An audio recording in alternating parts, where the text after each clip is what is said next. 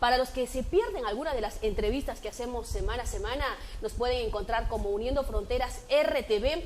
Le pones me gusta a la página si todavía no lo hiciste, o seguir en Instagram, y no te vas a perder no solamente lo que pasa en Latinoamérica, sino en el mundo. Bueno, el día de hoy los ojos están puestos en Brasil, porque hace poquito estuvimos con las elecciones y nosotros decimos, bueno, necesitamos hablar con alguien que sepa, alguien que nos dé un análisis de lo que está pasando en Brasil. Así que es un gusto tenerlo acá, al doctor Juan Luca, que él es investigador del CONICET, también viene haciendo trabajos de Latinoamérica, especialmente nos estaba comentando de Brasil. Así que, Juan, bueno, un gusto tenerlo con nosotros. Un gusto para mí poder participar aquí. Juan, bueno, tiene un montón de títulos que para mí es un peso enorme entrevistarlo. Bueno, pero los títulos en este momento no cuentan. Bueno, pero lo que sí cuenta es, bueno, su conocimiento que tiene en base a lo que se viene hablando, como lo decía, de Brasil. ¿Qué piensa de todo lo que pasó? Porque según las encuestas no era esto lo que iba a pasar. A ver, todo el mundo se la agarra primero con las encuestas y las encuestadoras. Yo voy a salir a defender a mis colegas porque básicamente, bien, me gusta. Si uno mira las encuestas previas, Lula rondaba entre el 36 y el 39 con un rango de error del 3%. Es decir, las encuestadoras no le erraron.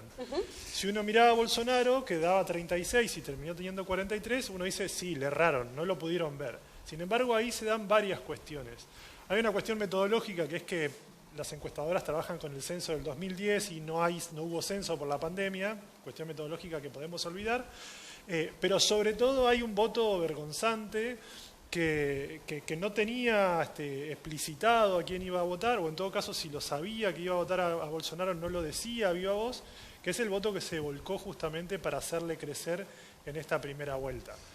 Entonces, es sabido que la articulación política brasileña desde, te diría, los últimos 30 años, más o menos está articulada en términos de la disputa norte-sur, norte-nordeste, sur-sudeste, diríamos. Y se sabía que en ese sentido Lula le iba a ir muy bien en el norte-nordeste, región más pobre de Brasil, y a Bolsonaro le iba a ir muy bien en el sur-sudeste. Con la complicación de que estas son elecciones, además de presidenciales, son elecciones a gobernadores y gobernadoras y también a las legislaturas, inclusive a un tercio del Senado. Entonces es una elección muy compleja, donde uno claramente lo primero que le llama a viva voz es no ganó Lula, lo segundo es ay qué miedo, Bolsonaro está cerca. Claro, porque como que uno esperaba de que, por lo menos lo que uno se rige obviamente siempre por las encuestas, es que Lula ganaba en primera vuelta, aunque había por ahí alguien que decía no, van a segunda vuelta, pero tampoco esperaban que quede tan equitativo en este caso en cuanto a los votos. Mirá, yo desde hace al menos un año que vengo diciendo que para mí ganaba Bolsonaro, solo porque era ¿En serio? Porque era la expectativa que nadie iba a poner y yo apostaba a caballo perdedor. Pero además la corriente. Claro, pero además porque tiene... Digo esto sobre todo porque en el 2018 hubo muchos que se sorprendieron que ganara Bolsonaro y en realidad era cantado. Y en este contexto no es alocado que Bolsonaro le vaya tan bien o tenga muchas chances inclusive de ganar. Primero porque es el caballo del comisario y todos los recursos del Estado federal se mueven en una elección, pasa en todos los países latinoamericanos. Segundo porque la sociedad brasileña es una sociedad bastante conservadora, de las más conservadoras de América Latina, tal vez después de Paraguay. Lo que pasa es que siempre estuvo muy fragmentada. Y Bolsonaro fue una amalgama muy fuerte de toda esa derecha. Perdón que te interrumpa, porque me quiero quedar justamente en ese pedacito. ¿Vos decís que Brasil es una de las sociedades más conservadoras de Latinoamérica? Sí, claro. Ah, mira, yo siempre lo tuve como que los brasileños son súper como... Tienen esa cosa abierta en términos culturales, pero sí, en términos políticos son muy conservadores. Pensemos que haber tenido 100 años más que el resto de Latinoamérica de esclavitud es una marca muy fuerte, de mucho peso de la tradición, de los valores conservadores. El peso de la Iglesia. Brasil es si no el principal país más católico de América Latina después de México, el segundo país con gran cantidad de otras religiones. Entonces todo eso coadyuva a generar una sociedad que se articula en términos de valores más bien conservadores, de defensa de la tradición, de la familia, de las jerarquías. Y eso es un poco lo que Bolsonaro venía a rascar en su discurso. Y por otro lado, en un contexto en el cual no estamos en un momento de bonanza económica, entonces todas las propuestas que ponía Lula en escena eran propuestas de recuperar eso que hizo entre el 2002 y 2010, que era un momento de boom económico. Hoy por hoy no tiene esas condiciones y lo que genera es que justamente en los sectores mejor posicionados económicamente, que son los del sur-sudeste, de San Pablo hacia el sur, un gobierno como el de Lula plantea una redistribución y los ciudadanos del sur-sudeste dicen, bueno, pero nosotros somos los que más nos esforzamos para dar dinero a las arcas brasileñas y van a hacer política redistributiva para el norte-nordeste. Cuando hay plata eso no es un problema, cuando no lo hay, como este contexto, que además hay inflación en Brasil, bueno, todo el mundo dice, no, prefiero a alguien que sea un cancerbero de lo fiscal, como planteaba Bolsonaro, más en términos neoliberales, que alguien más expansivo en términos del gasto. Obviamente para el norte-nordeste esto, Lula ganó en algunos lugares de Piauí con el 96% de los votos, lo cual demuestra cómo una sociedad durante tantos décadas y centurias, me animaría a decir, olvidada, que cuando llegó el gobierno en ese momento del PT y de la centroizquierda, fue un cambio de vida para esos sectores del norte-nordeste de Brasil. ¿Y ahora qué pasa de aquí en adelante? Porque ahora, bueno, ya sabemos, van los dos, van a segunda vuelta. Se sabe ya, está confirmado qué pasa con los candidatos que quedaron en tercer lugar, cuarto lugar. ¿A quién van a acompañar? Mirá, ahí, de acá al 30 de octubre, que es cuando se da la segunda vuelta, hay por lo menos Michelle Tebet, que es la candidata del MDB, que es uno de los partidos más tradicionales brasileños existentes, pero además es la candidata del agronegocio, que es muy potente en Brasil, y a su vez es la candidata con mayor llegada a los mercados. Planteó que ya iba a votar por Lula abiertamente. En el caso de Ciro Gómez, si bien Ciro Gómez tiene siempre una ambigüedad respecto de Lula, los votantes de Ciro Gómez, previo a la elección de primera vuelta, eran alrededor del 6%. Se estimaba que hubiera un 6%. Sin embargo, en las encuestadoras se sabía que dentro de ese 6% estaba bien partido entre un 3% que podía votar a Bolsonaro en una segunda vuelta y un 3% que podía votar a Lula en segunda vuelta. Lo que se vio en esta elección es que solo votaron a Ciro Gómez los que en una segunda vuelta podían votar a Lula. Con lo cual, la expectativa es que pueda, con ese alrededor de 7%, arañar y ultrapasar el 50+1 que hay que tener para ganar la elección en segunda vuelta en Brasil. ¿Se la juega a decir que en esta segunda vuelta gana Bolsonaro? ¿O no, en esta ocasión no hay chance? A ver, digo, porque todos los ojos están puestos para Lula. Voy a decir que ojalá que gane Lula. Tengo mucho miedo que termine ganando Bolsonaro. Bien. Obviamente la ambigüedad de la respuesta me parece que va a depender mucho de cómo se articulen en estas semanas que quedan las instancias de debate.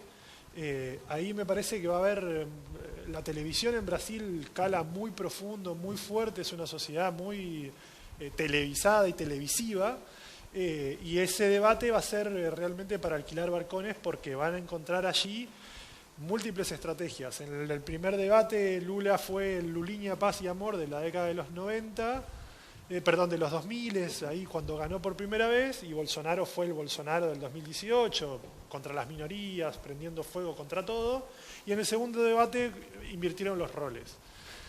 Juan, en cuanto al tema de la publicidad que vino haciendo, por lo menos en este caso, Bolsonaro, él siempre se decía, no, si gana Lula va a estar parecido a Argentina, a Nicaragua, Venezuela. Es como que él, bueno, por lo menos desde mi punto de vista, sentía que él como que inculcaba el miedo hacia una sociedad, diciéndoles que si llega a ganar Lula vamos a estar parecidos a estos países de Latinoamérica. ¿Piensa lo mismo, que él se valió de estos argumentos como para decir, son todos los países iguales? Aunque no coincido que Venezuela sea igual que Argentina en cuanto al de gobierno, pero bueno, es lo que él hacía sentir.